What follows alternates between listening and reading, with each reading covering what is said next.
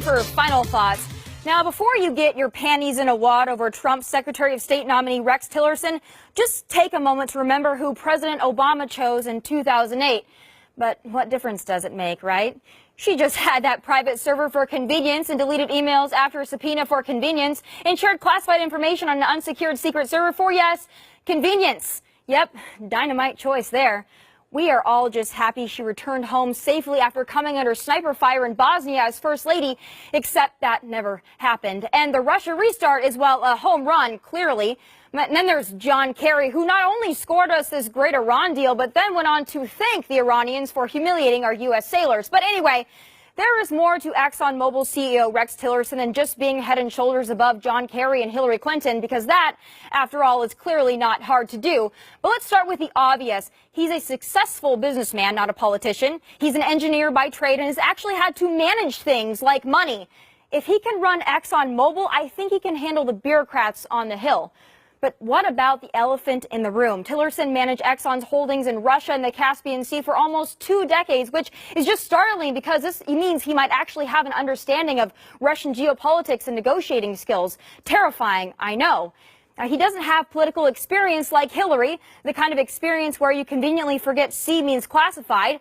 If he has an understanding of basic letters, I think he'll be just fine. But she did leave a big inbox and pantsuit to fill. But if Rex can serve a full term without being investigated by the FBI, that's a win. See, Rex clearly isn't doing it for the money. His salary will drop to 1/145th of what he raked in at Exxon if he chooses to take a salary at all. But the Democrats and even some Republicans will still find a problem with him because he's Trump's pick. And we know the MO is to throw a fit about everything Trump does, no matter what. Now, some will dog on him because he's a CEO. Some will dog on him because Exxon is in the business of powering the world through fossil fuels. Horrific, I know. And some will dog on him because he's wealthy. But hold up on that. Don't demonize money. Demonize greed. And can we please stop pretending Democrats aren't loaded? A rich CEO is business. A rich politician is corruption. We've got to stop discrediting people because they have more money than we do. Money is not the enemy. Other people making money, buying things, and achieving success is not a bad thing. That's called stimulating the economy, something rich people can do far better than poor people, but also benefits poor people. That's what I don't get about Democrats, the whole share the wealth thing. Every time a rich person buys something, especially an expensive thing, they are sharing the wealth. Just because the government isn't confiscating it doesn't mean it's not helping the economy.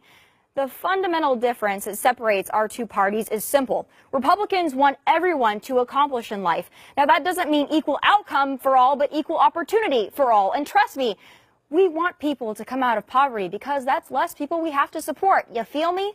So if Trump appoints business people, don't freak out. Perhaps we ran the country more like a business and less like a fraudulent charity.